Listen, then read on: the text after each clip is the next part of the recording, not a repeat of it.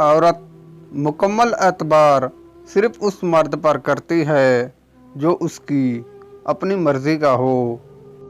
औरत मर्द से तब मोहब्बत शुरू करती है जब मर्द को अच्छी तरह जान लेती है।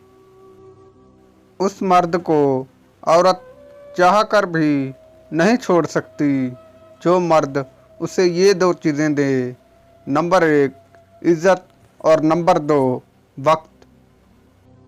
औरत मर्द से मोहब्बत करने में तब नाकाम हो जाती है जब मर्द को किसी और औरत से मोहब्बत हो जाए।